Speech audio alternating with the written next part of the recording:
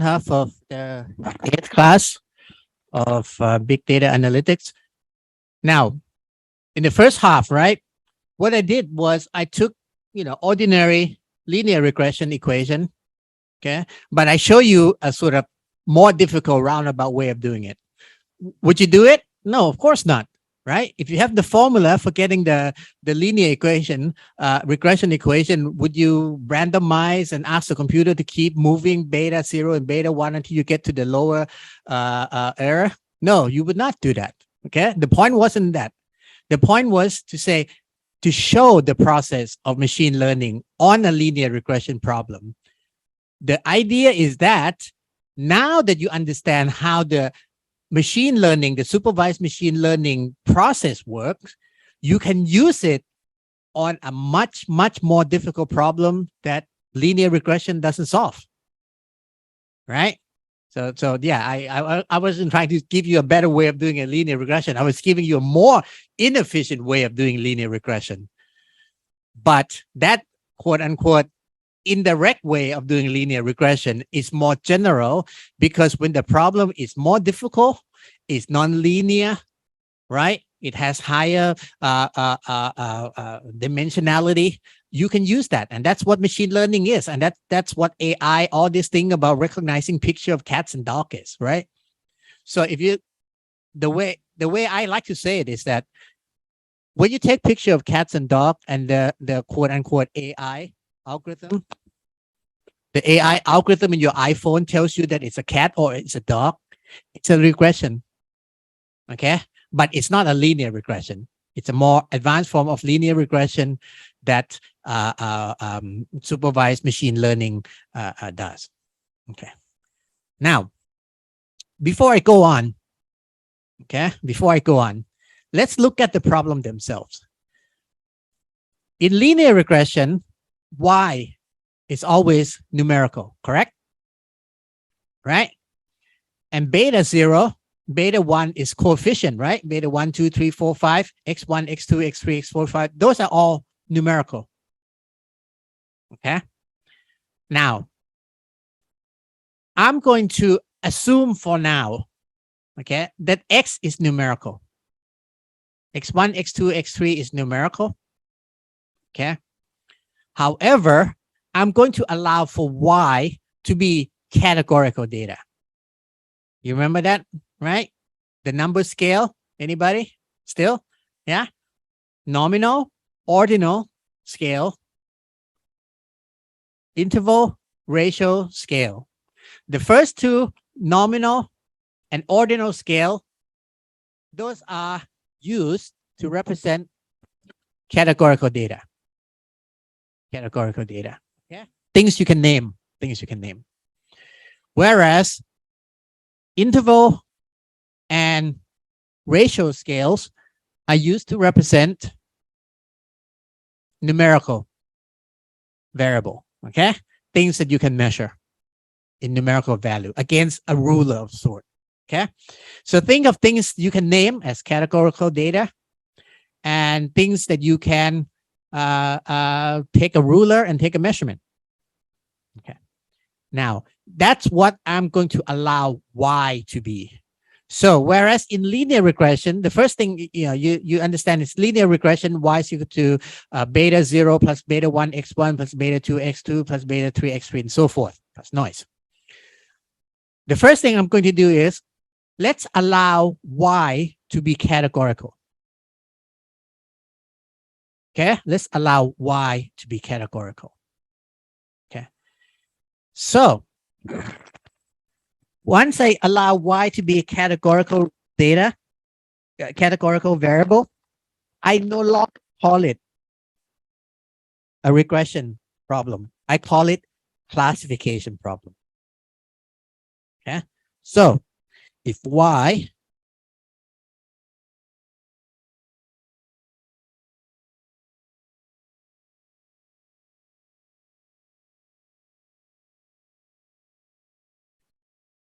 is equal to f of x, again, Y is equal to f of x, and if Y is categorical,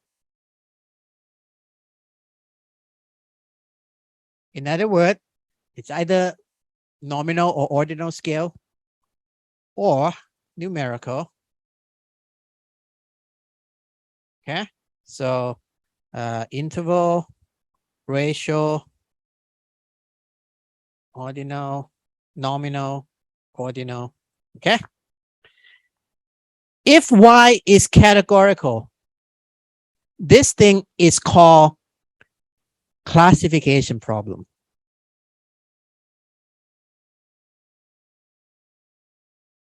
Again, if you have a friend in biology, that's not a classification problem. It's called identification problem. Classification problem is to organize plants and animals into classes, right? But if you see an animal and you say, "What is it?" Oh, it's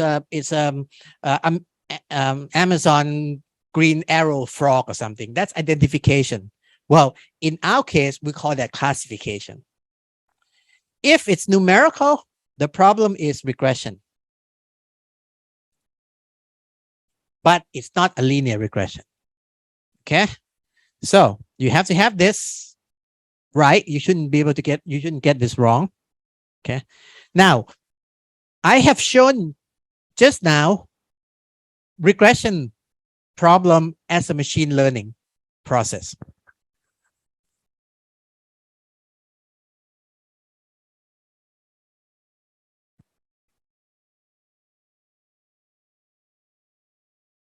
Okay.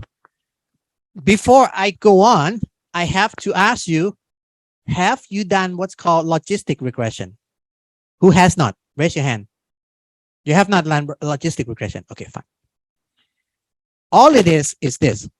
Okay, let's think of it this way. If Y, let's say, is some numerical thing, like probability of a rain.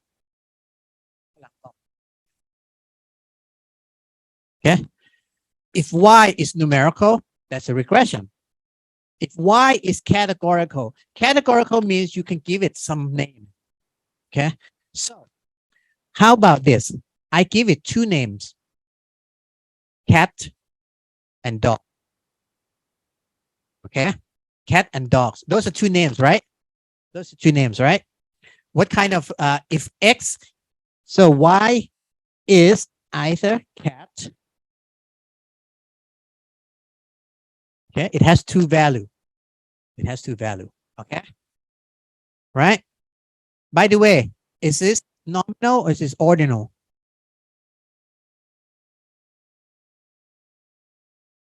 Yeah, it's nominal. Okay. Nominal. I mean, you can think that dogs are better than cats and cats better, but that's irrelevant, right? It's nominal. Okay. So if Y is this, how can I make cat and dog the prediction? Well, let me try life a little bit. If I have two choices, cats or dog, can I rephrase it as cat and not cat? Can, right? So,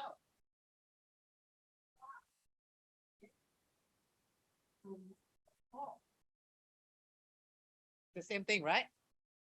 Same thing, right? So now I'm not going to talk about cat and dog, rain, not rain. Anytime there's a true possibility, I'm going to say it's true or false. Yeah, you with me so far? You with me so far? Yeah. So what I want to do is, let's think of regression, right? Beta 0 plus beta 1 x1 plus beta 2 x2. But right here, I don't want numerical value. I want P or F. How do I do that? How do I do that? Well, I can cheat. I can, even though true and false is categorical, it's not numerical, I'm assigning artificial number. So I'm going to make this artificial number P 0, or in the earlier problem, cat is 1, not cat 0. Can I do that? Yeah. Technically speaking, even though 1 you can not have to do 0, is it now No, it's not. Right? It's not. Remember from the beginning of the class, a ratio scale is when you have a defined zero, correct? Right? You have absolute zero. That's why you can measure the height and go negative. Well, that's a zero right there. That zero is not a real zero. Okay? So this 0, 1 does not make it a ratio scale. It's still nominal scale. Okay? Except instead of using words, I use numbers to represent. So far, so if I say this thing, the mathematics of dealing with this was studied a lot by mathematicians named Boolean. So that's why it's called Boolean. Boolean algebra. So it's an algebra of 0 and 1. Okay.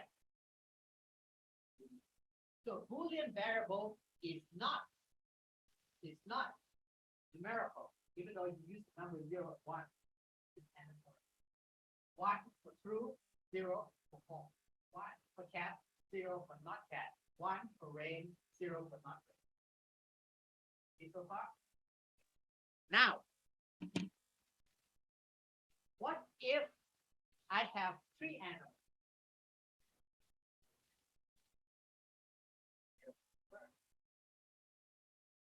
I have cat, dog, and bird. How do I turn this into a group?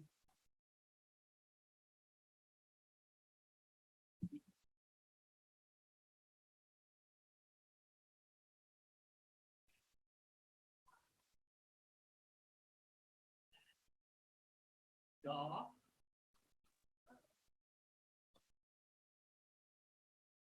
How am I going to do this? Anybody?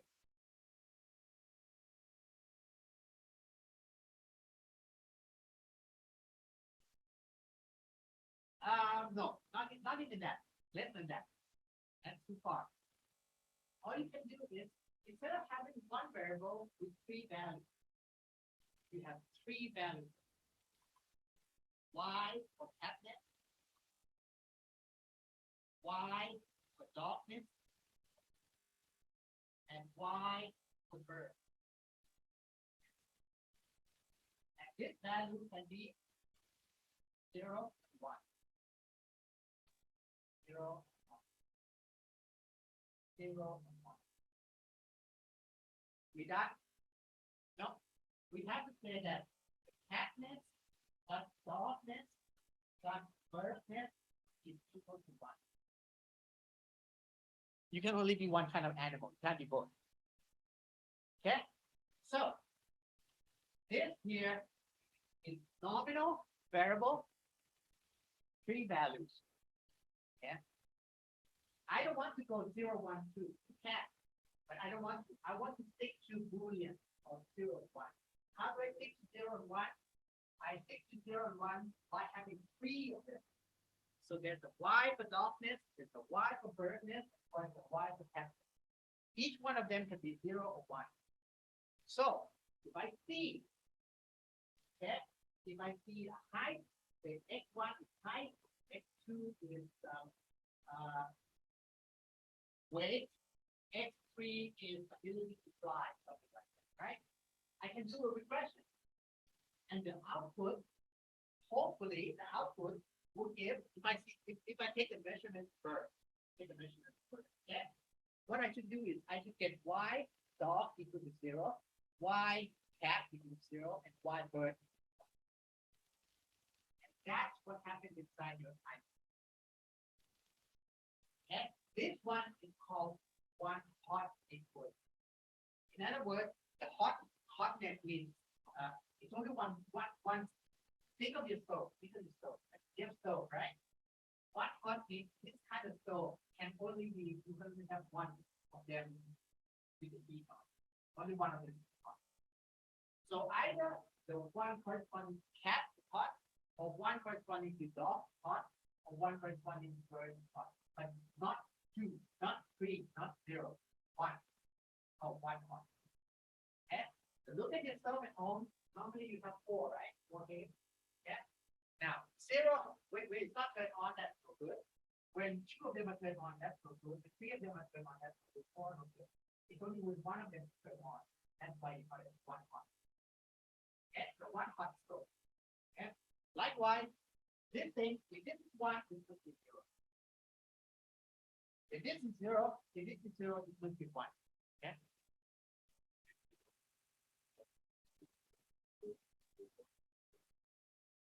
That's a different way of encoding. That's a binary encoding.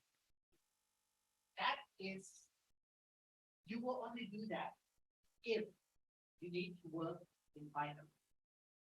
This one is even less than binary. In binary, you go 0, 1, 2, 3. That's power 2. In this case, I gonna go 0 and 1. Okay, that's all the mathematics I have. Yeah, so I only have one finger. I can either one finger or no finger, but I can have more than one hand. Yeah, with you, finger, right? That's binary of 3 to the power 3. If you have more, if you have elephant, you have a finger for elephant, right? And again, only one of them can be hot. And that's called one hot encoding. Now, what did I just do? So far, I haven't done anything with the regressive equation. All I did was to say, can I make the output of the prediction correspond to a nominal scale variable? Now you understand it can be done, right? So believe me, it can be done. Okay? Once it can be done, how is that? So I have to what?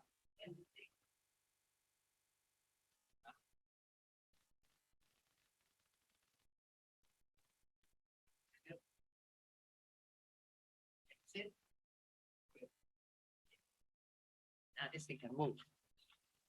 Now, how will I? Well, how about let's go back to cat and dog, right? Cat and dog. Let's say dog are bigger than cat. Okay? Let's say dog are bigger than cat. And let's say you guys are either dog or cat. And this here, this line right here in front of the class, that's the way. Light, heavy. Short, tall. Yeah, light, heavy, short, tall, right? Now, if I have 3 times weight plus 4 times height, yeah, the both positive coefficient, right? What's going to happen? I'm going to get a surface that goes up, right? Yeah, think in your head, right? This is x1. X1 is weight. X2 is height. Let's say 3x1 plus x2 or 4x2. Okay? What's that going to be? That's going to be a plane, right? Surface that goes up. Now, if I ask the dog to stand where it's height and where it is, where would the dog be? Right? Big, heavy and tall. Where would the cat be? Here. Shorter, lighter. Right? So think about it. I can do a dog cat classifier like this.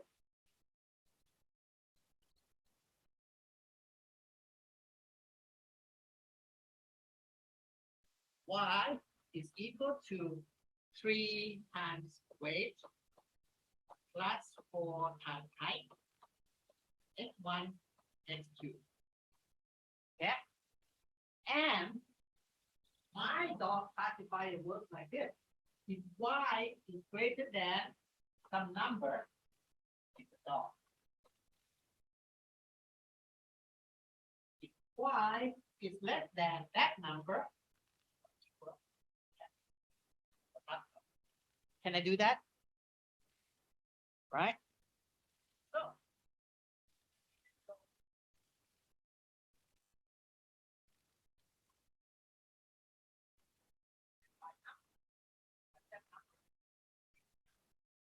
3.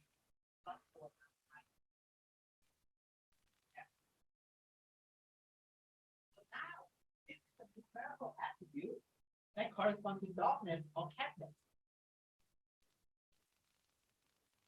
Right? Okay. Final step. Final step. Just now, I want to make y into 0 and 1. So basically, what I want to do is actually this thing here, I want to correspond to number 1. And I want this thing to correspond to number 0. Right? So what if I did this? Okay. Now look at the screen. When I erase this, I'm going to draw it on a graph with exactly the same relationship. On this line, I write 3x1 plus 4x2. And I write theta. If this value is greater than theta, I give it 1. If it's less than theta, I give it 0. So this is my y.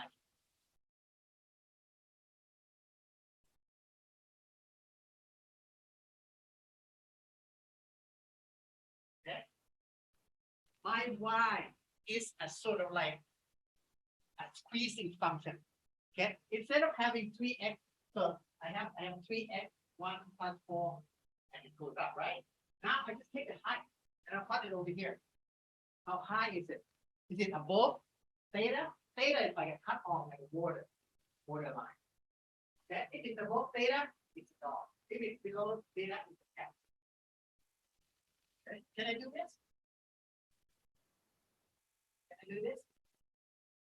Now, one more picture, and then you close your eyes as well. This function here, what's the axis? 3x1 plus 4xy, right? I want to draw this one in the original x1 and x4. Can I do that? Yes, I can. So,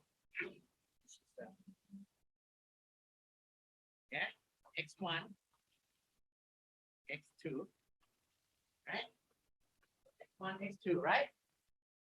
And x2 goes this way. Okay. So where would the dog be? Dog be here, right? Big cat, right? Right? So at some point, there is 3x1 times 4x2 exactly equal to theta. And that line is this line. So this blue thing, yeah, 3x1 plus 4x2, if that's the axis, this is my blue, right? If I draw it in the original axis, it's going to look like this.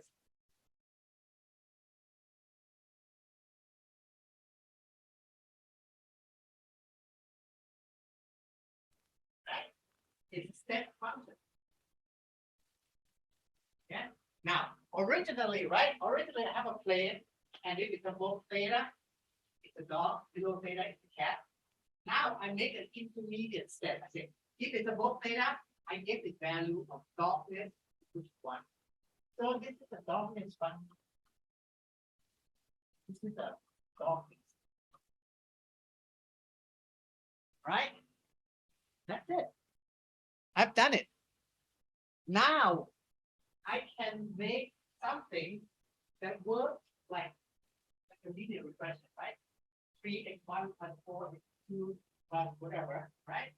It looks just like linear regression, but instead of output being a number, output being 0 or 1, corresponding to some label.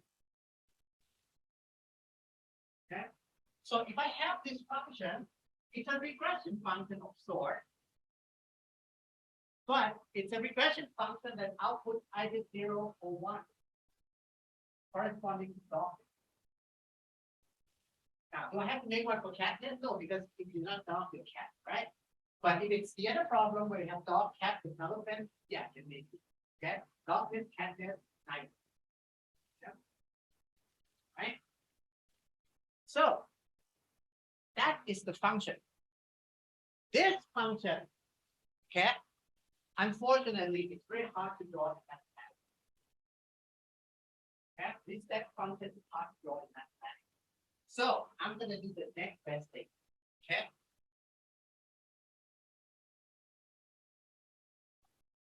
In mathematics, I can't do this sharp turn. It's hard. Okay. It's so like he said. So mathematics, that's this one.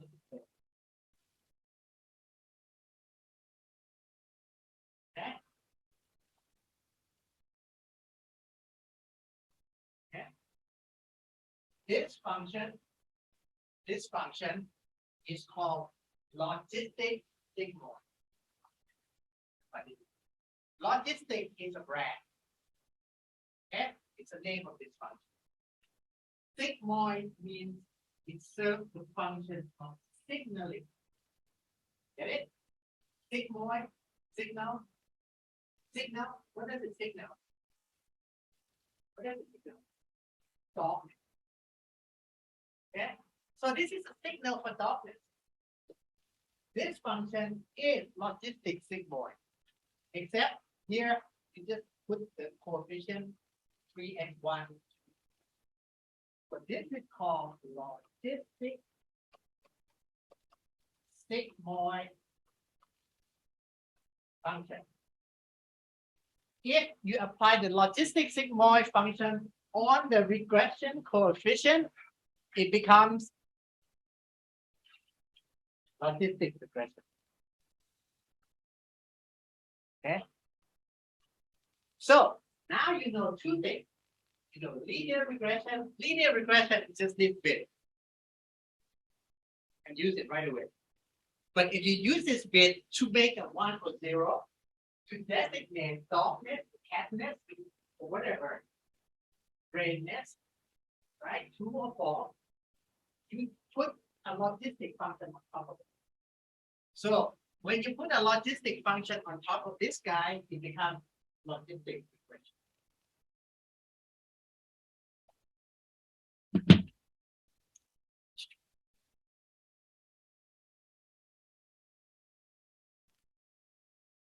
Okay, next time everybody bring math. I'm the only one with the privilege. I'm not wearing math. Okay. Right. So this is called logistic sigmoid. Now, just as there's actually immediate one-shot formula for calculating, right? For calculating linear regression, you can almost do this linear logistic regression in a sort of like one-shot kind of way, similarly. Not that much different. But again, we're not going to do that because just as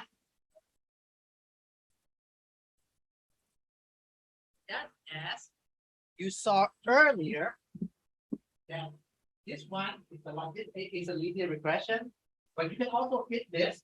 You can also fit this, right? You can fit nonlinear regression, right? Likewise, if you look on top, yeah, right? If you look on top and you look at the contour, the line is linear, right? It's like when you put carpet. If I put carpet here, it's gonna smooth out the step, but it's still gonna be a linear step, right? Well, you guys have been to those fancy hotel, right? Where the stairs there become straight. Exactly. You can have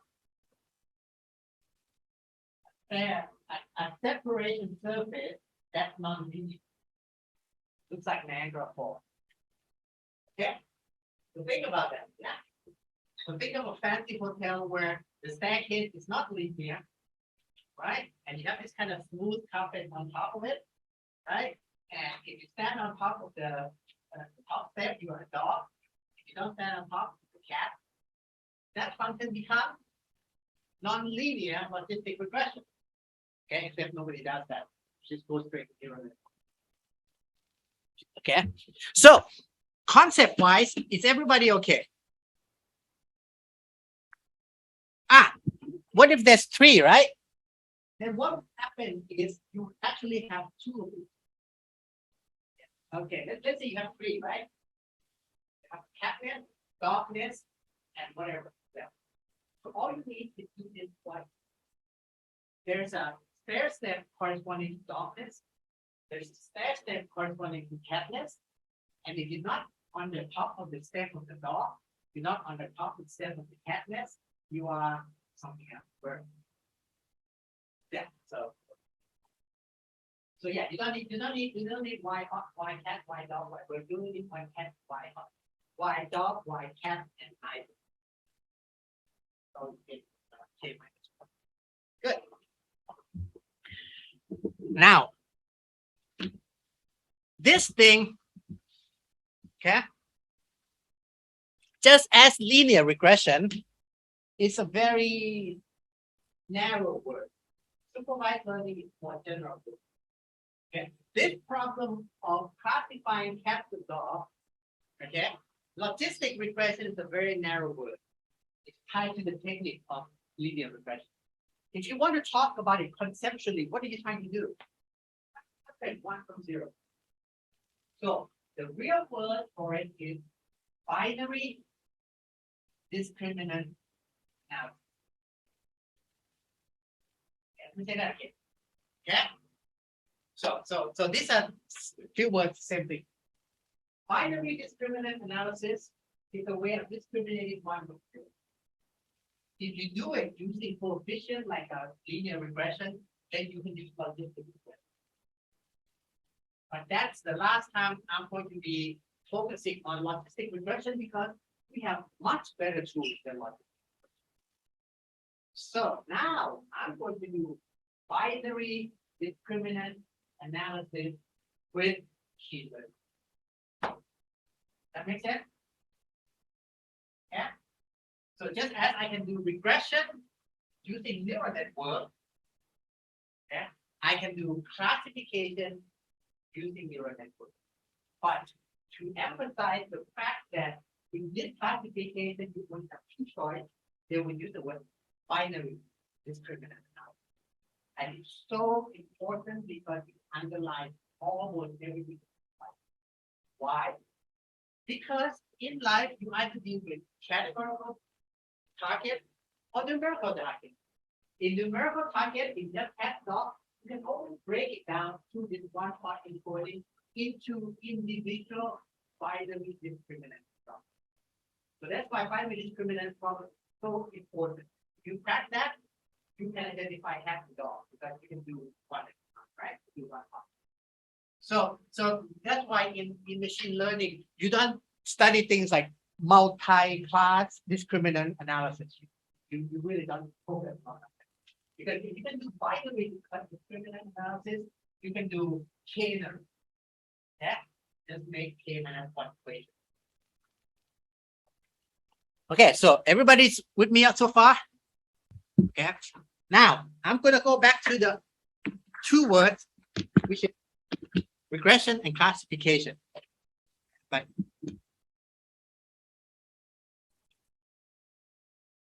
now, this is really more for the machine learning class, but how I created that function. Oops, I have to.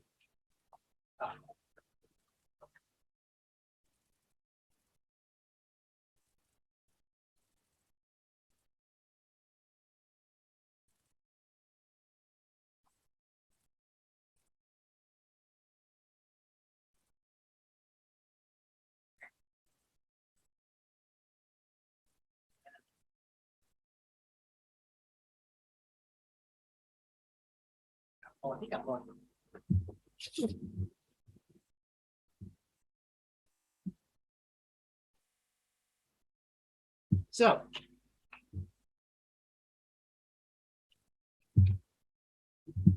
this here is your friend. This is big point. Again, it's an approximation of a, but it's sort of like a smooth analogy. It's like you put a little bit of carpet on. Yeah. So why is this good? Why don't I just go, computer into and equal to 1 less than or equal to 0. Why don't I make a sense there? What's the point? I make it sound like it's a limitation of mathematics. No.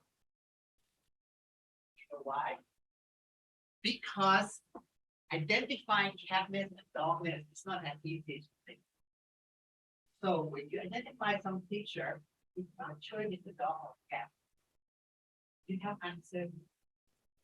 When you are uncertain, you should be giving 1 to 0. You should be giving some number in between. In fact, if you think about it, instead of interpreting this as a dogness or not dogness, a signal, why don't we call it a probability, right? So if it's really big, really tall, it's really way out here, its probability 99.99% dog. If it's really small, really short, it's 99.9% cat. But if it's sort of like on the border, and maybe 70% probability, that's why having this smooth function in between is not a limitation. Okay, it's not a limitation. It's saying that around here it's hard because there'll be some cat whose value fat cat over here, and you could have starving dogs that's over here based on that data. There's sort of like a mix. So if you think about it, I have 1,000 animals. Okay, if the value is over here, it's 100% dog. The value is over here, it's 100% cat. If the value is over here, it's like 80% cat, but maybe 20% dog. That's what this movement comes in. Okay, so it's not a limitation. I said it's a limitation, but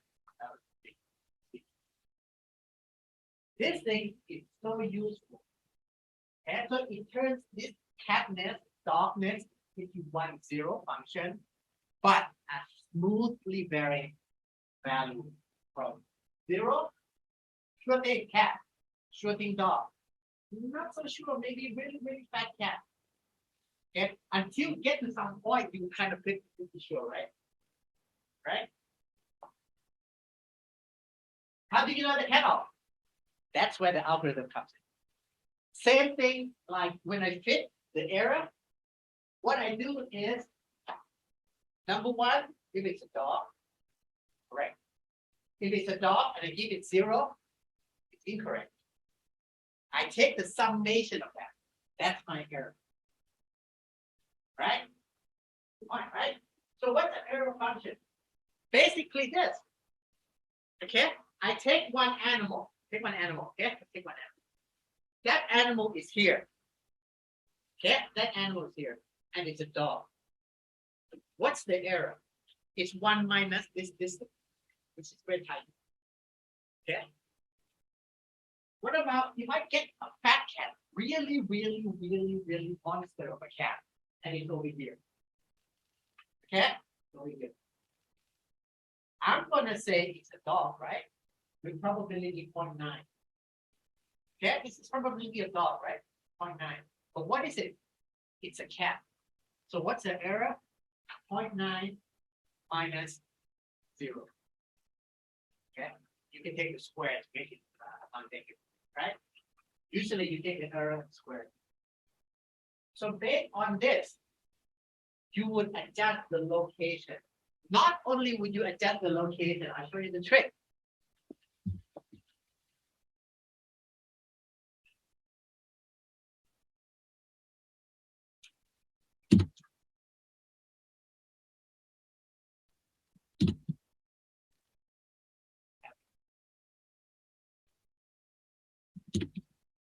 I think that's something to it. Oh.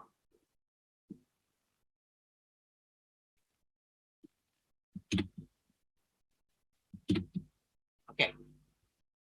Not only do I adjust where it is, I can actually make it like this. See that? See what I just did there? What if cat and dog inherently uncertain? Like in this region, really, you can have a lot of fat cat and a lot of skinny dog. This parameter is going to be true, and that's why it's even more powerful.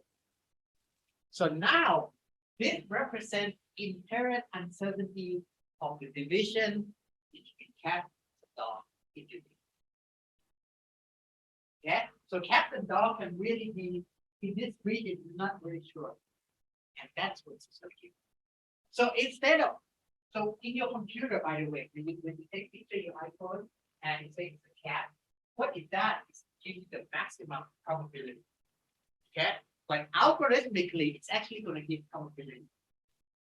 So if the probability of dog is 0.6, probability of cat is 0.4, iPhone is still going to give you a dog because 0.6 is greater than 0.4. But it's not quite cheap. It's not really good. It will probably make a lot of errors. Okay? So if you give it a plastic picture, or the data is not good, or the cat and dog is kind of like in that mixed area. So this could be happen to in real life. Okay. What you would like to do is, what if some measurement? Now, this is where feature engineering comes in, but I'll tell you that later. Based on height and weight, this is kind of the best I can do. But what if I don't take height and weight? I take something like, I don't know, length of hair. Okay? Maybe with that, I can get a sharper separation. That's a better one. Okay? That's a better one. That's not only better in terms of minimizing the error, it's better because you're choosing the right variable. Yeah. So that's the deal. That's it. So this is a function that control and So think of this function, and that function looks like this, logistic sigmoid, and that's equal to this. I just want to show and again, not a machine learning path, but think about it. This is e to the x. This is a blue line, right? What's e to the minus x? Flip it. Yellow line, right? To the minus x. Add 1 to it. Move it up. Get the green line. You take 1 over that. 1 over 2 is a half. 1 over something that goes to 0 goes to infinity. It goes to, sorry. This one goes down to 1, so that goes to 1. This one goes to infinity. So 1 over this becomes 0. So you get this red line. That's exactly how logistic sigmoid function is created. Okay? And how logistic sigmoid function is created. There's another version called hyperbolic tangent, but I'm not going to talk about it. Anyway, so that's essence of the. Now, we're gonna go over supervised learning a bit more when we come back from the from the exam. Okay, but I want to go over a little bit of how things tell you what, I'm just going to run through quickly. Okay, don't worry if you haven't got this first time, but this is how the pipeline works. Now, in linear regression, you have the data set. Plug in the formula and do that.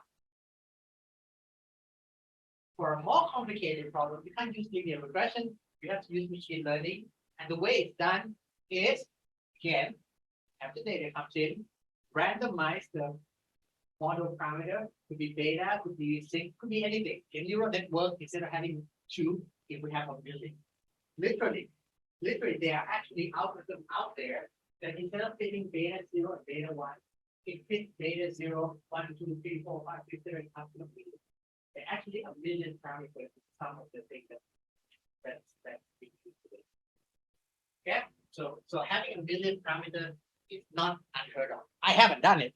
Okay, I'm not in that kind of research. But in biomedical research, especially having a million parameter is part of the game. Okay, so obviously you can't plot them. Anyway, the point is we have to get to, and this is the concept that best describe actually with pictures. In fact, this is with pictures. So let me go to empty screen.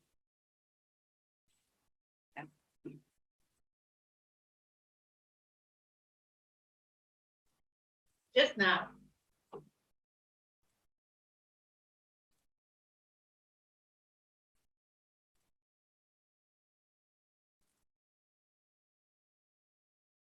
and blue. Okay. Just now, I was throwing you like 100 data points. So I'm just going to do this instead.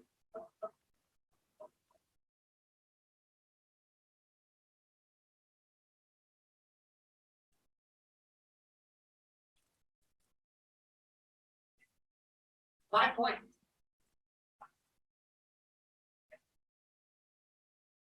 What do you think is the real relationship?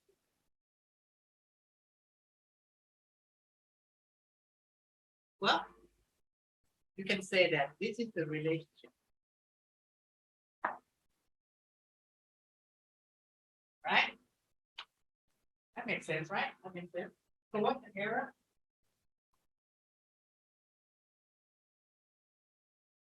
Yeah. Okay. Now, you agree with me, right? That with linear regression, you can only fit a line. So all you can do is just move it up and down. Now I allow you to not use a straight line. Then your options become more interesting. You have another option. You can do this as well.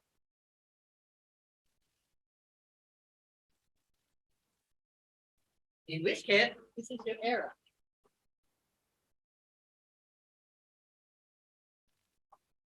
Right? Again, we don't have to do linear regression anymore. We're going full steam machine learning now. Okay? You can fit non-linear lines. The situation is, what if you have this?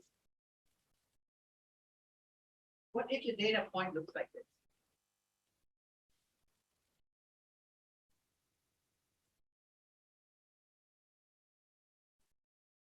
You can actually do this.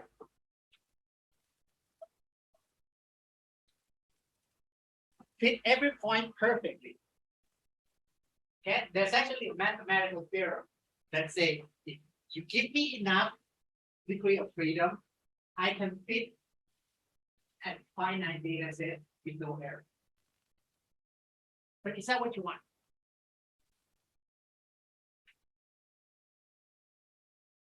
Ask yourself, is that what you want? No. The obvious answer is no. So why not? That yes, remember the three lines. The first line is x goes to y. The second line is we have set of x and y. And the third line is what with f that best fit x, y, so that it can make a true prediction. If you make it too good for this data set, perfect.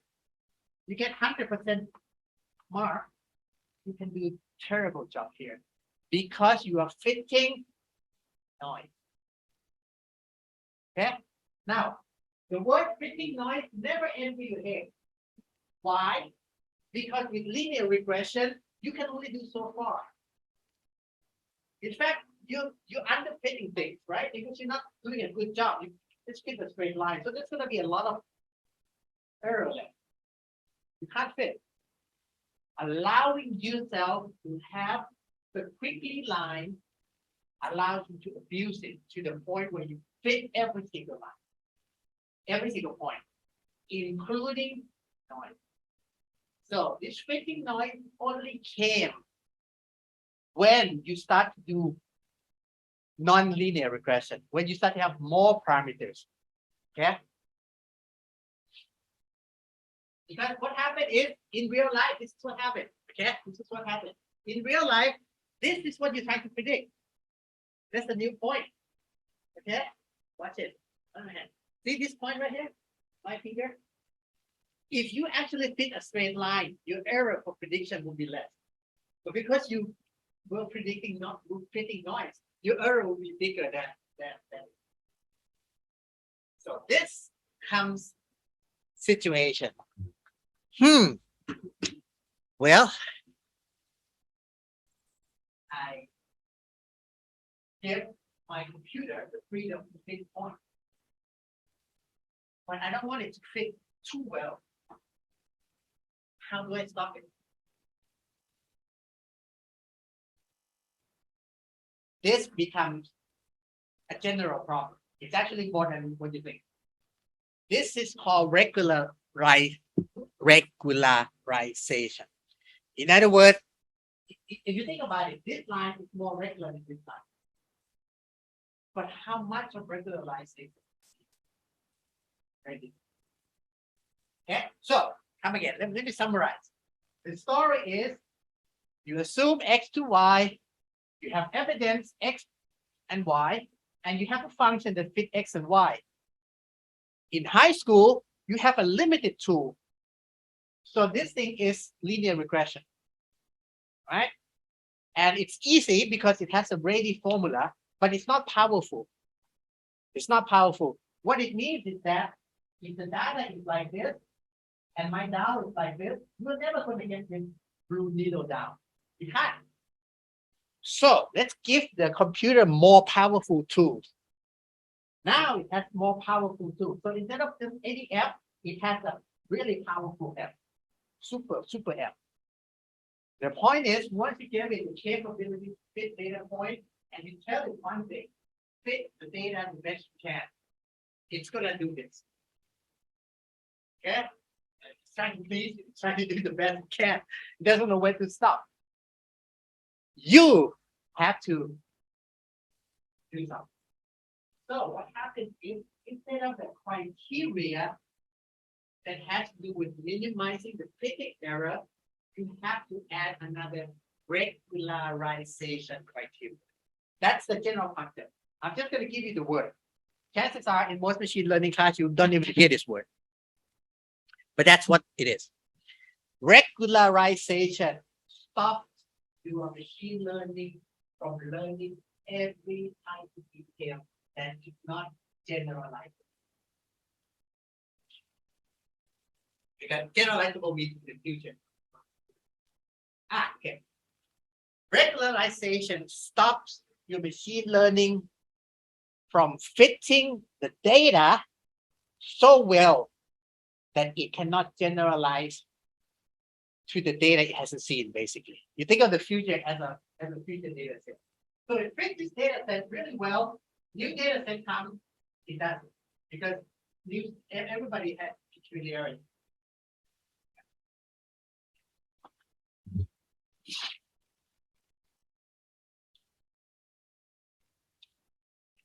It's like, you have a relationship, so specific what your girlfriend likes. Okay? She likes cupcake that's purple and has a mint leaf on it. Okay? If you learn that so well, okay, and say you broke up, you go on a date, you're going to assume that the next person will like purple cupcake with mint, right? When in fact she doesn't like cake at all. You know what I mean? You specialize on the data you've seen. And this is known as, sadly, this is not the word I like, but everybody uses it.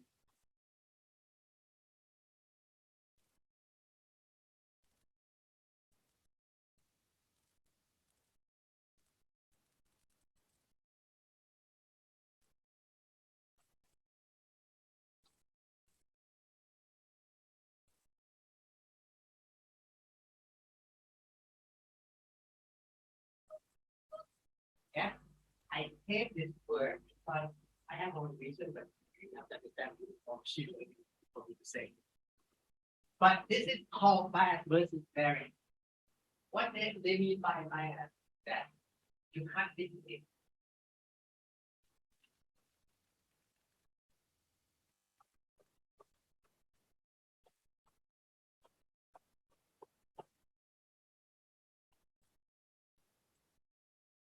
This is you can't generalize.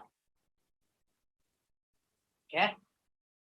What they mean by variance is the variability in the ability to predict. Because you predict so well in the data that you've seen, when you predict the data you haven't seen, everything is off. But I don't like this, so I'm going to erase this. But basically, I'm going to use a different way of calling this. Over fitting versus under.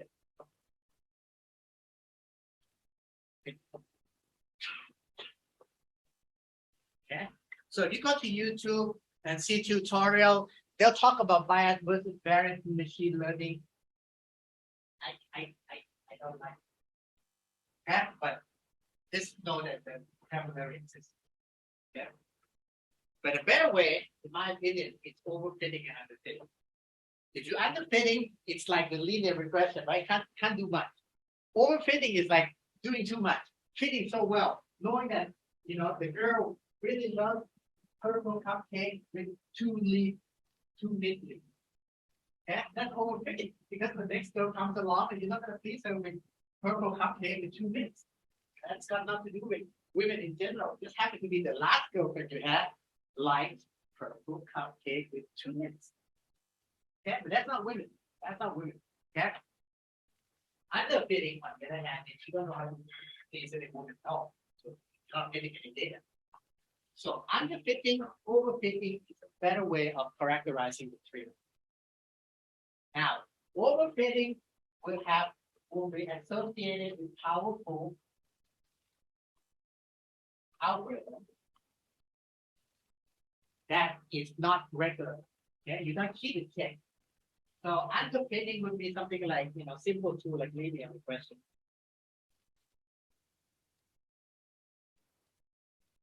Okay. So understand first that you don't get everything perfect. You get one, you lose the other. Okay?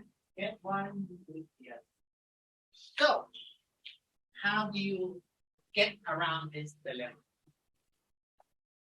Okay? Again, what's your dilemma? How well you think your data you've seen, you think it's so perfect, you're not going to generalize to the data you haven't seen. Right?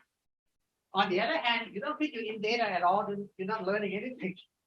Okay? So how do you get around this conundrum? There's the data you have seen and the data that you haven't seen. How do you get around it? Now, I think you will try to get after that.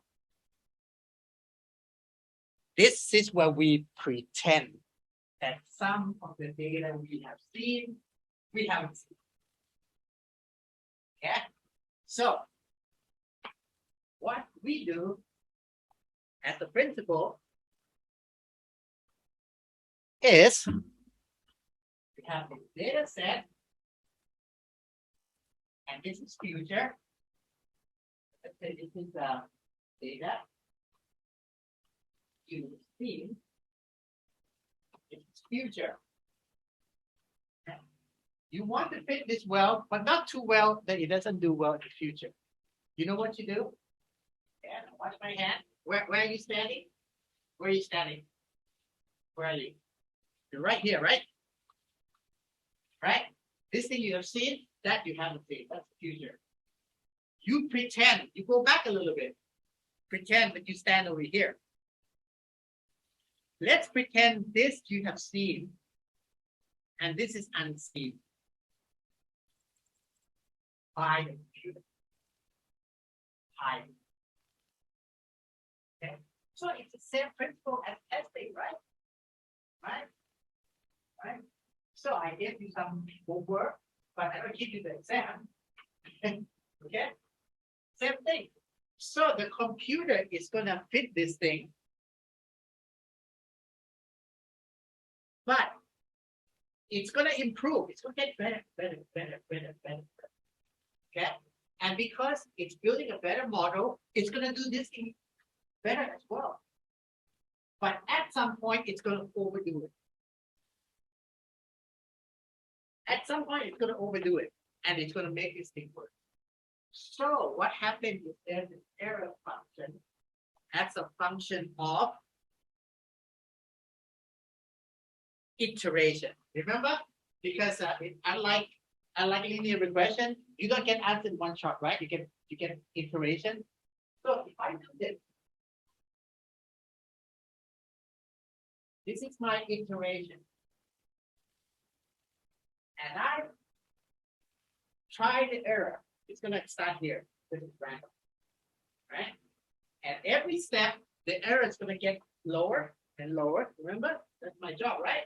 Job is descending the error function, so it's gonna go down. And then there's gonna be something where it can't go in. Okay. The point is that at every point, this is not a continuous line, right? This is not an iteration. At every point, I take this, I try on the hidden. Okay. It's in the past, we have seen it. That's called validation. It's not called testing data.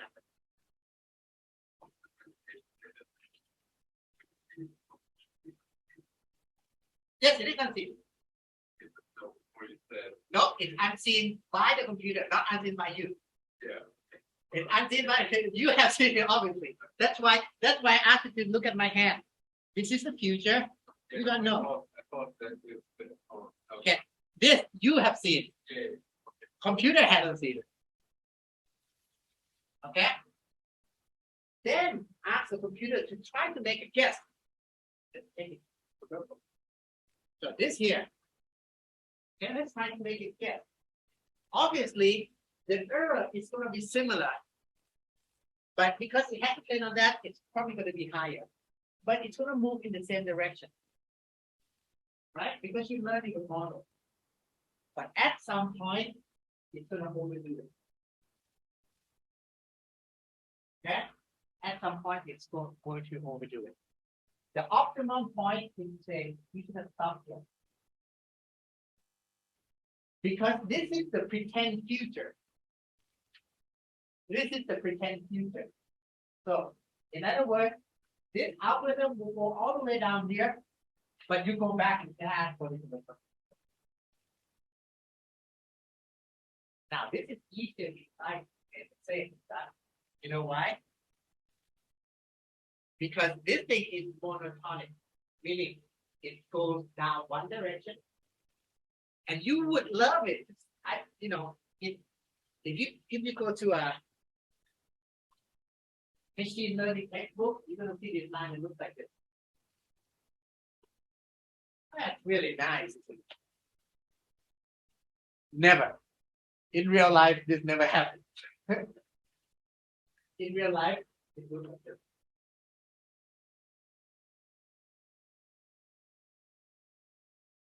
This thing does go down.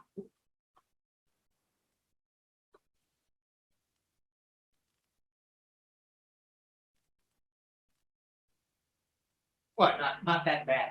Just making crap. It's not that obvious. It's not that obvious. In a textbook, you always throw a nice picture. So, in this sense, the technique for doing this is called, well, you kind of go back, but it's the same thing as stopping early. They call it stopping early. There are many other techniques. This is one of them. This is one of the most intuitive ones. It's intuitive, but in practice, not always doable. Not that simple. Okay, not that simple. In fact, I literally go to Singapore to give a talk on validation. just on validation, right? I mean, group full of data scientists, they know how to build neural network. I had to fly down there and keep them talk just on the validation, on how to play with this jiggling thing. Example now. Okay, so this is what happened. Now, in practice, there are many sophisticated techniques and tools. But roughly speaking, what you do is take this data, take this data, separate bit of it into testing. Now, this is testing. I'm going to talk about testing and validation in different contexts.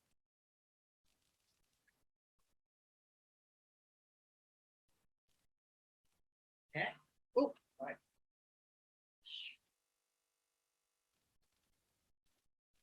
Okay. Loading. Test. Validation.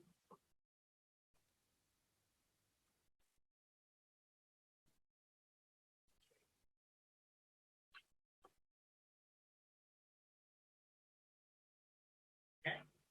Now, it's like, because supervised learning is like your mother teaching you, right? So they use the word training, they use the word teaching, but you can say teaching. This is the line that I was telling you that it's going to try to minimize. This one, okay?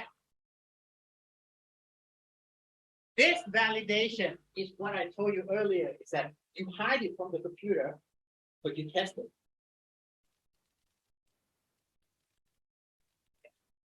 Now, once you test it, you select this guy.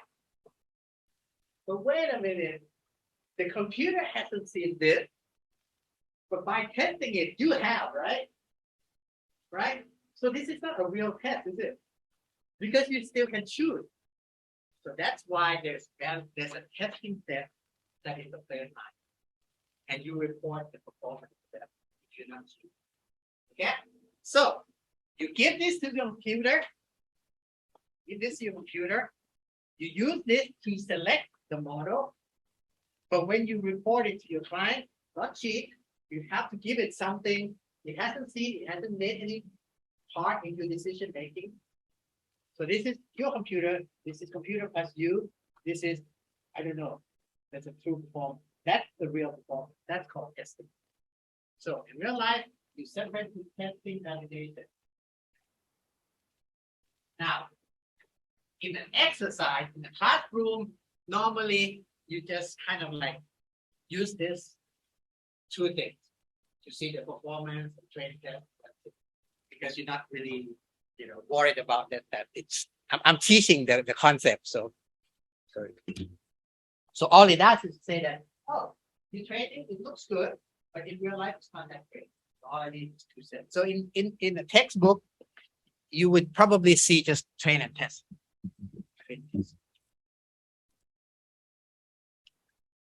Now, technically, which one is called in sample? Which one is called out sample? Another word. This is out sample. Okay? Because you plus computer is still a methodology. But this is in sample. This is out sample. Okay, so you want to separate them. But now, if it's regression, what do you have? Do you have validation set? You don't, because regression really can't overtrain. So you use the whole thing. You use the whole example. It's only when you deal with powerful fitting tools that overdo it, that you introduce validation to make sure it's valid. And that's why it's called validation. Now, in the talk that I gave in Singapore, it was more sophisticated, because instead of having this, I can actually stagger the validation at different stages of the data. Okay, and some of this will be under what's called info validation. I'll just tell you real quick.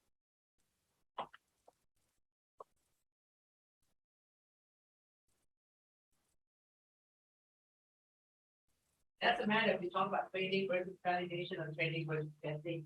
The whole point is that if you're gonna block something out, you can block this thing out, and then see what happens. Train, test. Or you can do this.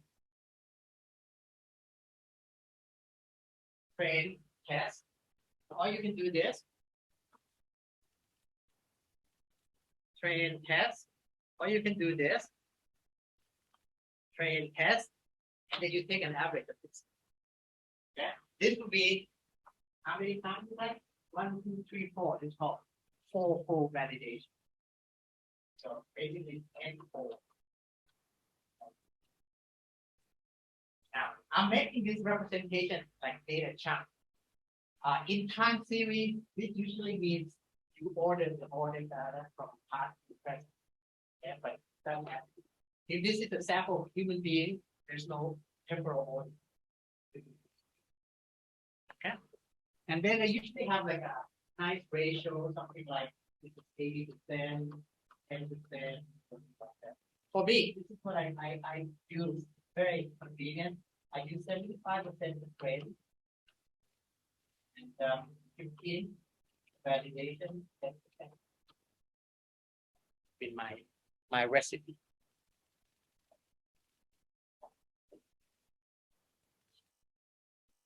Okay.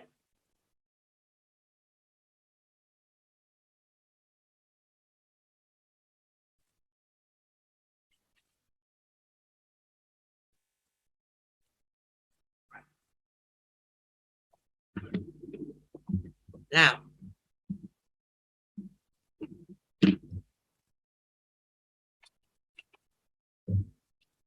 I think let's talk procedure and I'll give a little bit comment. Procedure is like this. Number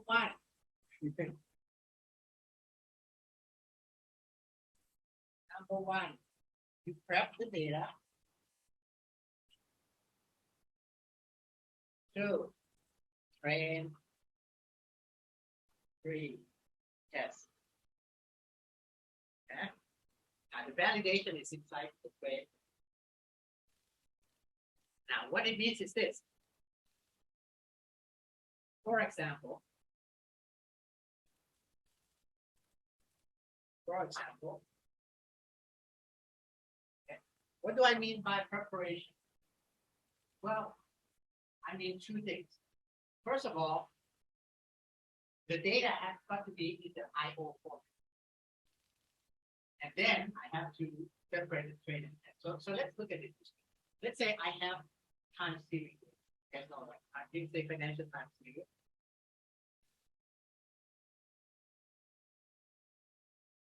Yeah.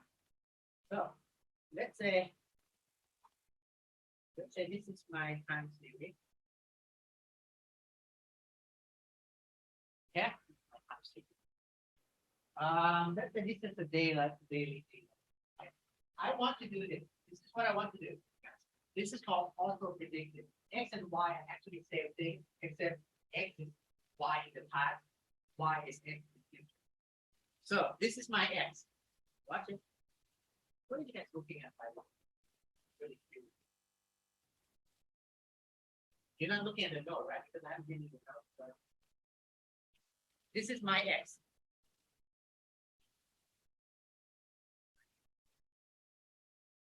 Where's my Y? That's my Y. Yeah. This is called time series prediction. Now, in this form, what do I mean by data separation?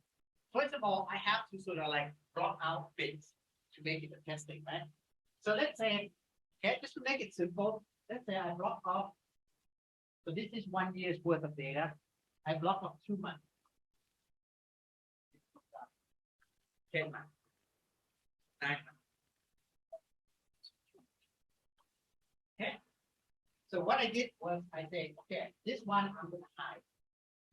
Really high. So forget about validation. I'm just going to talk because validation goes inside this. So I'm just going to take test trade. So this is my test. Okay, this is my trade. So I take this and I drop that. Okay. So that's first thing. So now the computer can see everything up to here. It can't see anything beyond. But it's still not in the IO form, right? So how do I make it IO form? I do a moving window. So this is input number one, output.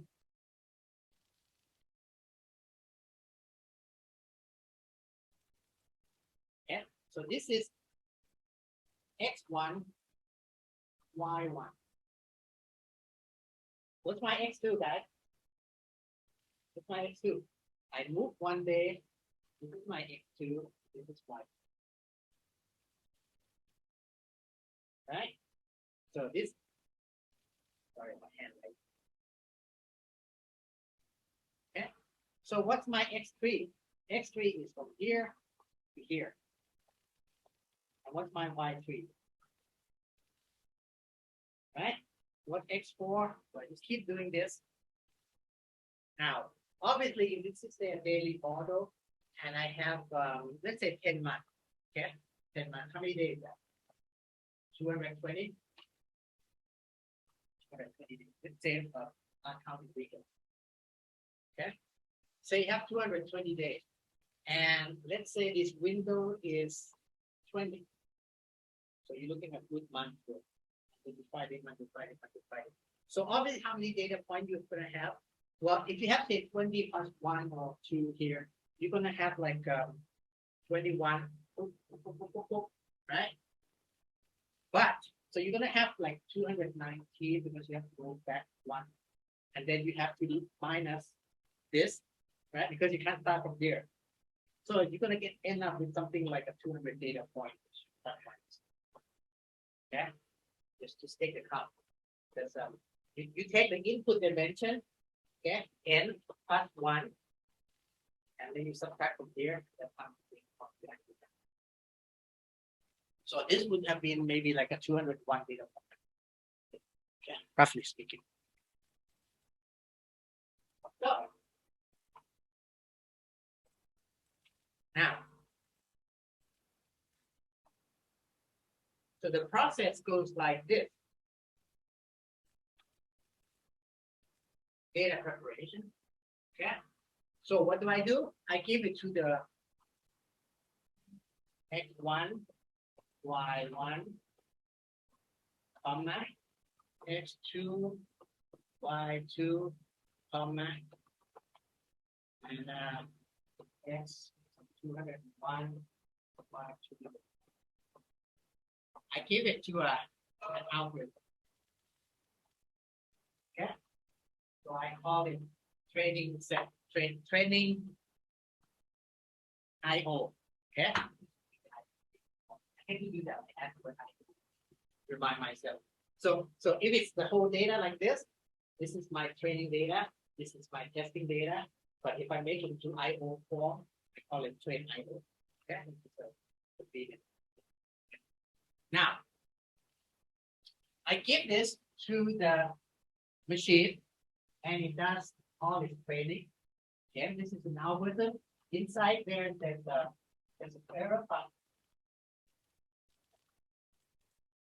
Inside of this, there's an error function. Yeah. Now this is beta 0, maybe it's beta 1 or beta 1, but my model may have beta 10,000. Okay. The idea is to keep going downhill. Okay. But again, maybe this validation doesn't go all the way down. So once it's done, boom, done. So this becomes my F, my predicted function. So how? What happened next? Well, I have to test on the data I received, right? So basically, I give it to error. I have an error function that has an F that's trained, and I give it the testing data. And I report it.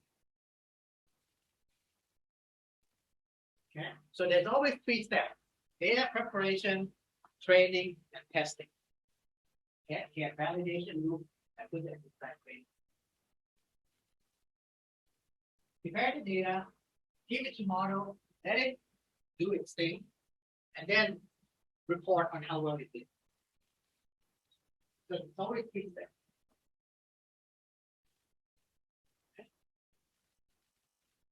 Now, and I'm going to keep this a concept, but I'm not going to test you on it yet because you know, not there. How do I measure that performance? Well, obviously we did that, right? We say if this is a linear regression problem, I just take the height, right? Right? If it's a classification problem, I also take the height, right? But maybe height from here. Okay, you know what? I can do that, right? Well, there has to be I guess numerical sum of like a score. How will it do?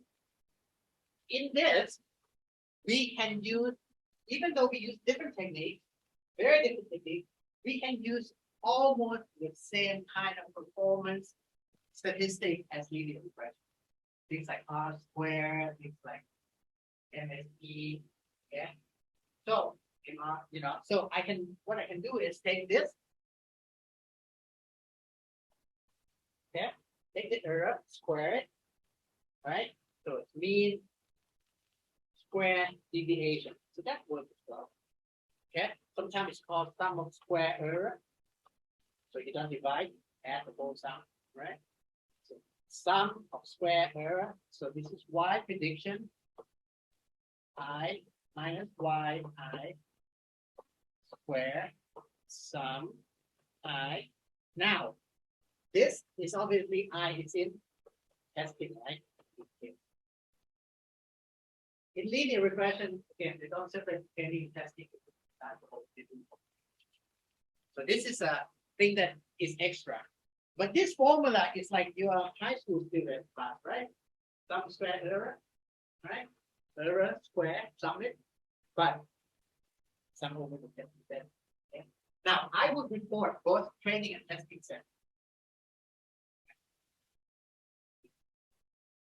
Now, this would be a good way of presenting. Yeah. How about this problem?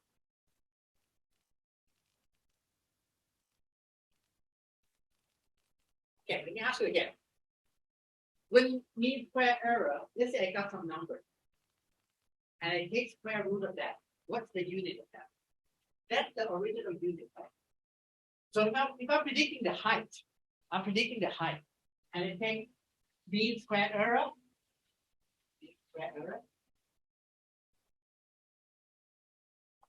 mean square error, height. Let's say I take square root of this. What is the unit? It's going to be the original unit, right? So this is going to be like the meter of the meter. That makes sense. That makes sense, right? So this measure makes sense because when you take the square root, get the original unit, like not how much you deviate from actually.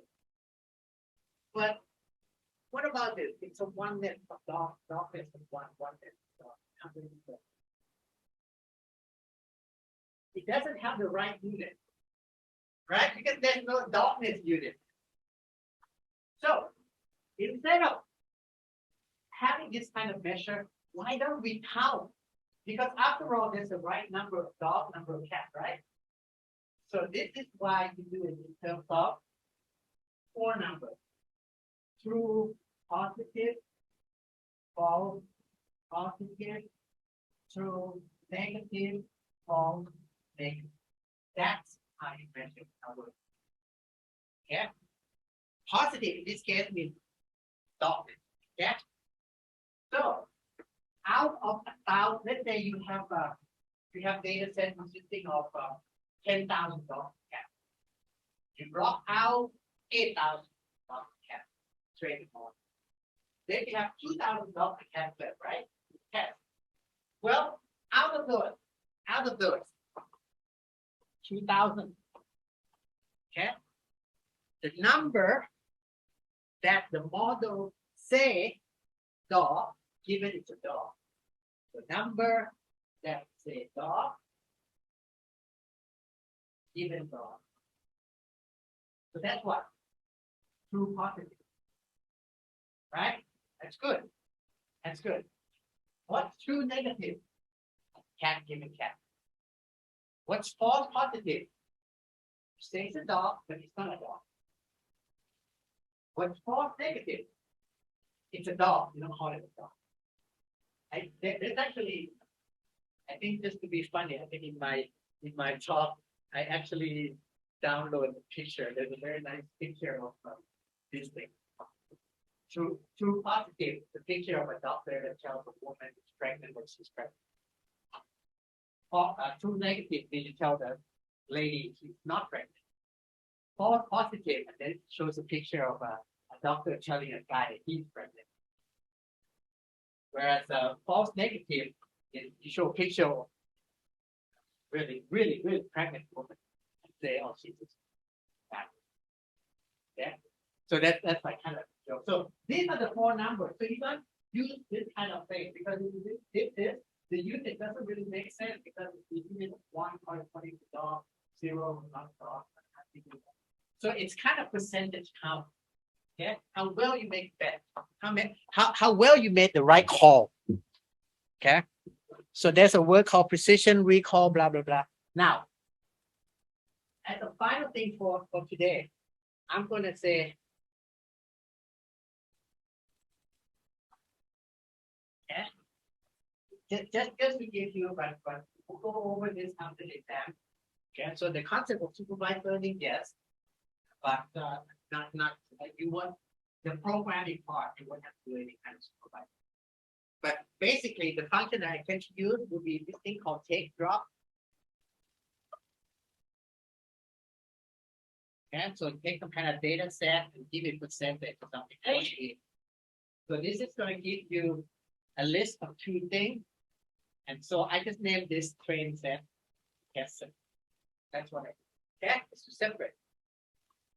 And then what I do is I make a table of of this X, an arrow Y. Okay, I just wanted to get the picture. Okay, I'll show you. So this would be like X1 to Xn to Y. First guy, and then the second pair Y2, and this I would call it the set of pairs. But instead of XY in Mathematica to indicate that you're trying to predict one from the other, you use the arrow, which is like minus negative sign. Yeah. So for example, my data set could look like this. 5 pounds, 3 feet, 1. Yeah, that means what? 5 pounds, 3 feet, the dog.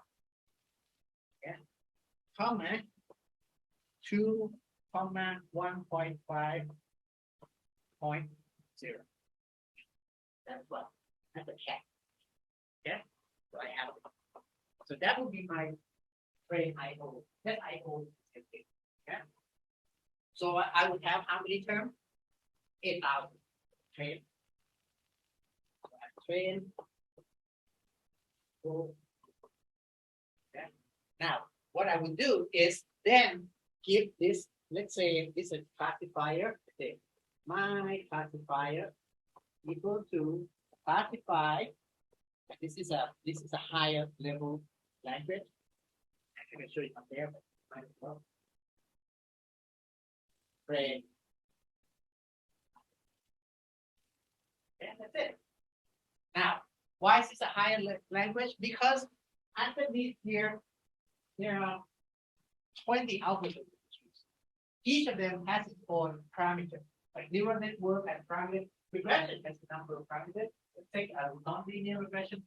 But if you didn't know any better, you just give it a rough sort of like 1.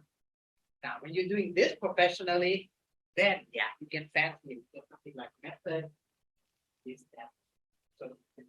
So this is like the first easy go try.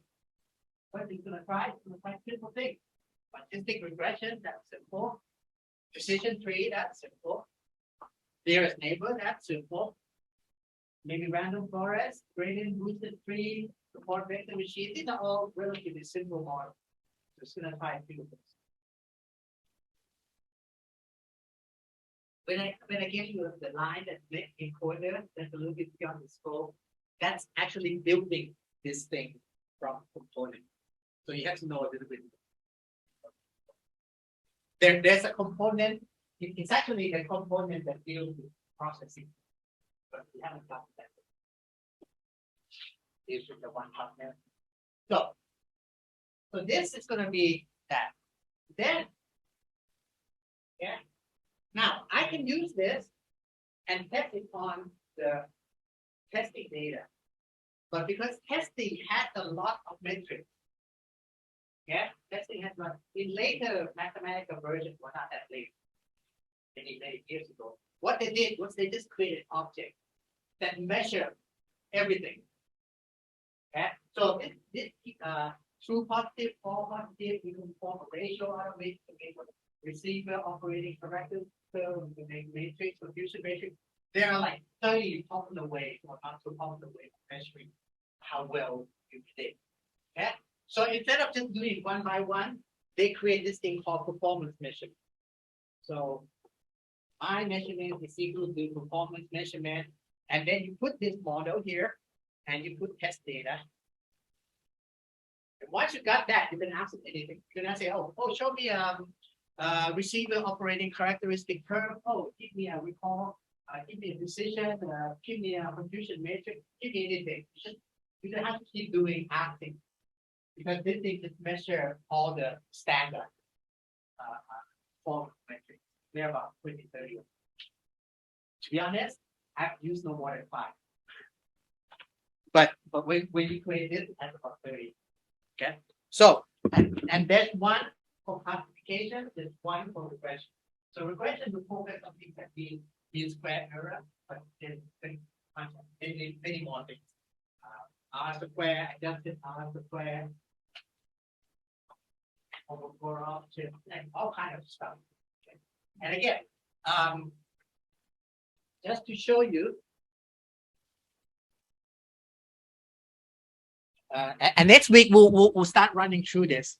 Yeah, this is actually property. Oh, yeah, this is good. So these are all the performance standard performance metrics.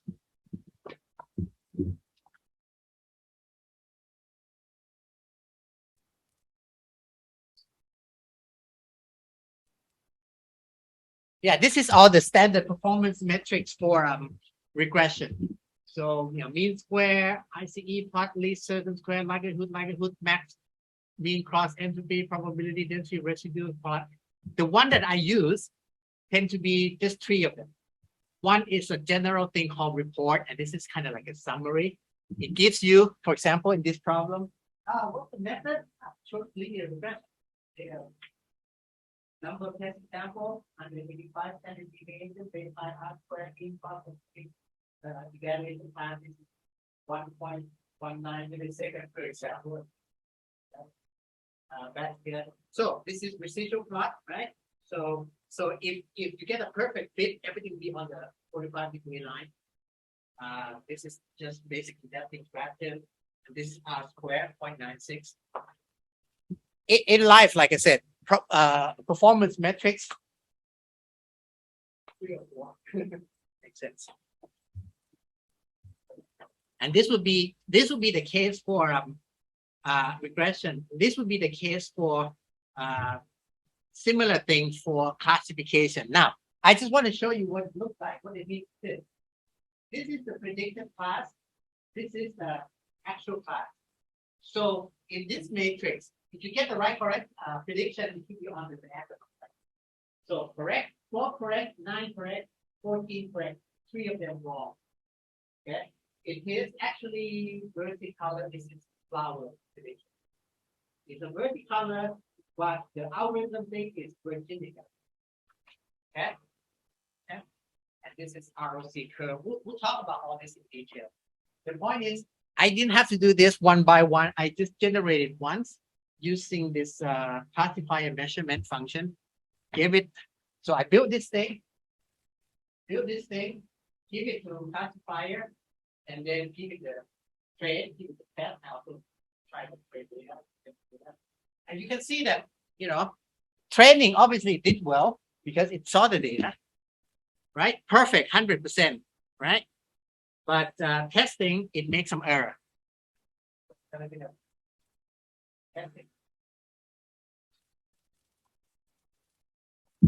But, this is a toy example. In real life, you get a lot more of this. Trust me. This is as baby as you get. Now, what's cool about this is, again, for simple data, I just put in the way I built it. I just say this. This is just one line, literally one line. I'd say,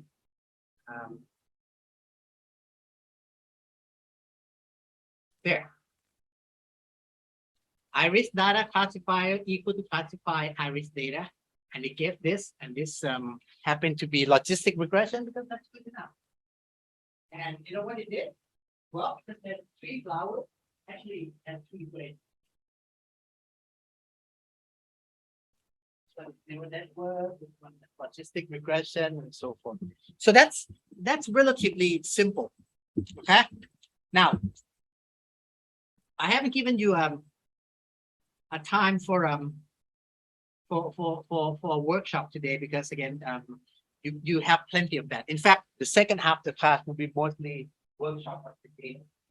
So what I want to do is just to give you a little bit again, not to give the game away, but just to repeat what I said last class. That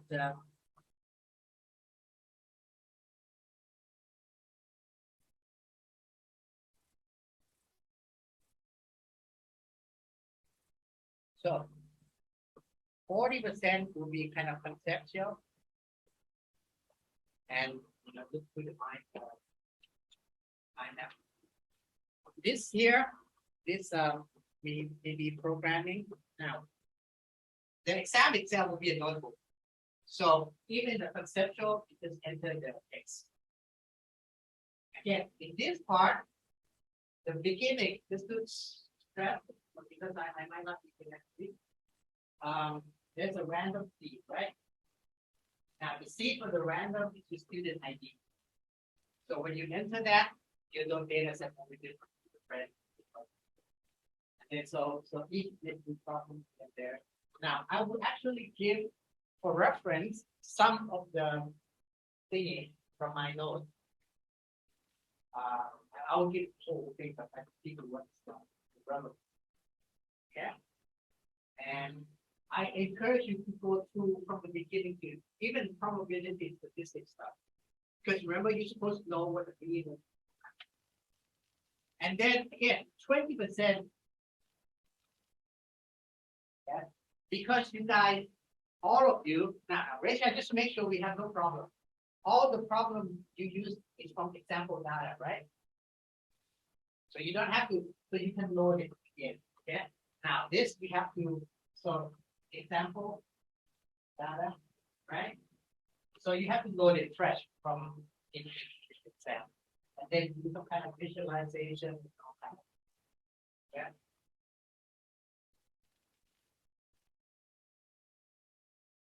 Yeah, you're on.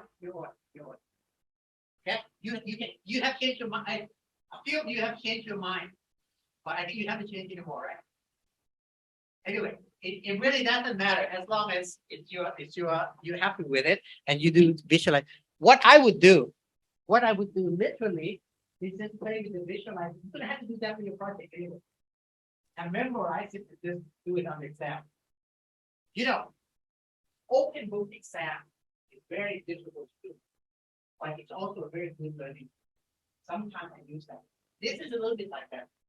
I tell you, it's not open book exam, but I tell you what's going to be on it. You're going to have to do some kind of visualization of the data. When I was your age, my philosophy teacher, I think, if I remember correctly, he gave 4 questions. He said, on the exam, there'll be 4 essay questions. Sorry, these are 4 essay questions. He will ask 3 of them, and you have to answer 2 of them, or something like that. So what I did, instead of just, reading philosophy, I literally write my essay ahead of time in 2 or 3 of them. And I just remember back in when I was with you or your age, I memorized, 3-4 pages. So I literally memorized my whole essay. I just walked in there. Okay. But the point is that by doing that, the purpose is that it forced me to actually organize my thoughts vis-a-vis, some what yeah, so I had to learn what is philosophy, but instead of who said this about this and here and there and here and there, so he literally asked me to formulate a whole essay, and I spent 2 weeks just writing from the essay and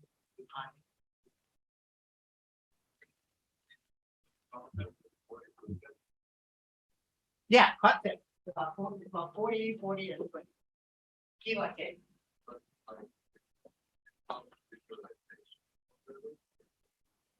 Yeah, this is 40, this is 20, this is 40.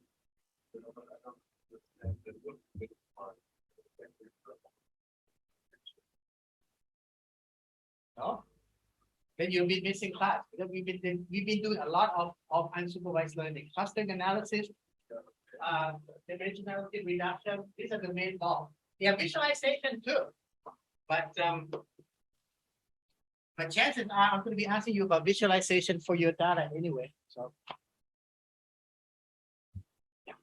But again, the supervised learning class, which is today, it's not going to appear here obviously because you haven't had much, but it's concept. So you can, yeah.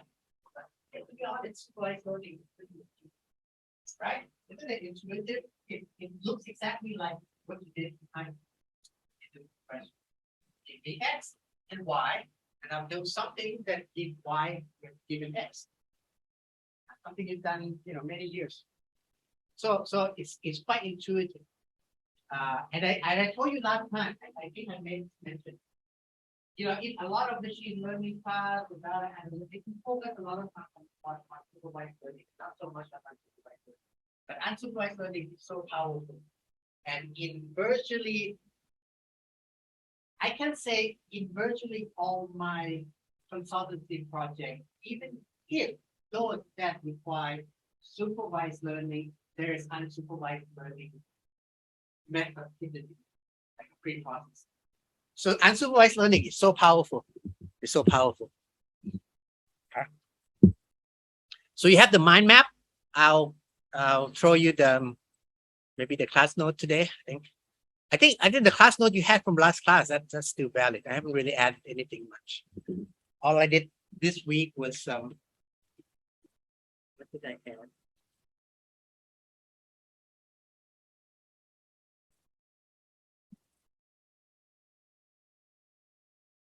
Oh yeah, I mean, yeah, I think I add this pipeline for interactive visualization.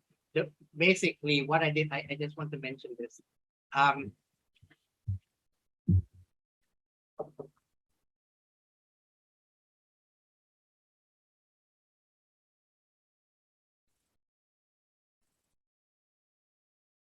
Right. And this is sort of like a pipeline. So this is, this is a little toy thing. I was drawing like a logo for School of Integrated Innovation. Now, so this would be something like non-interactive. So I fix all the parameters. And then the next step is I make all the parameters changeable, right? So I make all the parameters changeable. So let's say I propose this to my client, but my client wants this thing a little bit taller. So forth, I encapsulate this as a function. And finally, I can make it a function so that the client can come up with a set of, so instead of yellow, make it red or green, all kind of stuff. So this would be sort of the pipeline that I add. Other than that, the customer problem.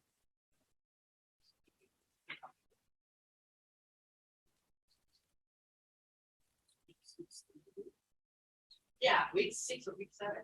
Don't we have week 7?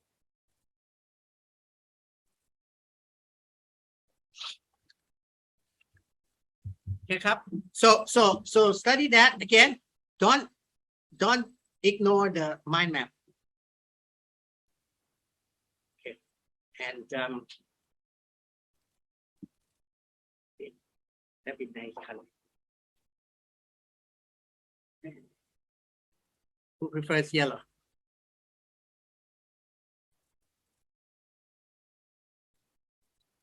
Up.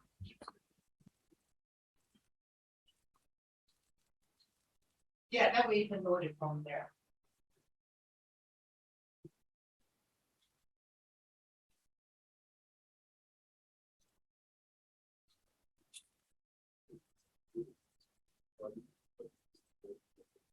Yeah. That's from the repository. Well, you can access repository data from within the program. The point is during the exam, okay, the exam has this kind of software, I think, locks the screen. So what you do is you open the notebook, right, and you put everything. So you can load, yeah, repository. You might have to memorize the path a little bit. Okay. So all the data is visible, and if you can access help because every function, I ask for a read, for example, you take read and then press F1, like give you the help there, right? So, yeah, that's the project. But if the data on the middle part, okay, is going to be randomized by your unit ID, but it will be accessed there.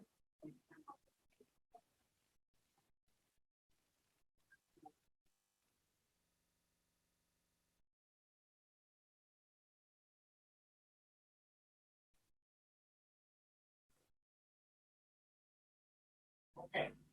I thought everybody would okay. Okay, it's from outside source, right? Okay. You can, because the internet is still on, you can download it. You can download from import. But the difference is that instead of putting in the local file there, you have to put in HTTP.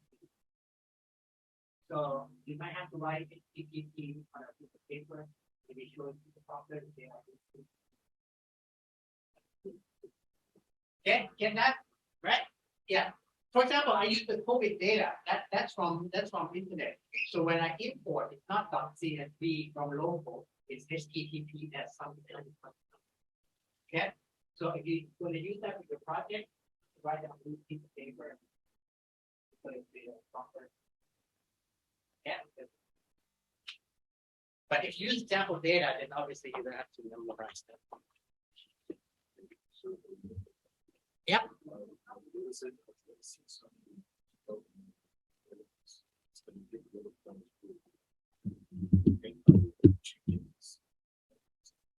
No. What you do is, in that case, instead of import, you can take like half of it. Yeah.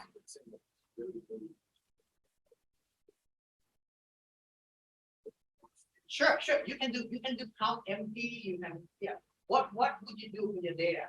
You have to do it anyway. So that 20% of your exam is exactly what you have to do anyway. You have to do it now. Okay? You have to visualize, you have to clean, get rid of zero or whatever. Okay.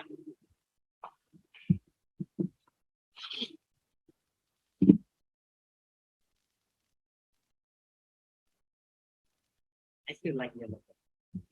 Should be gold. I meant to be gold. Okay, so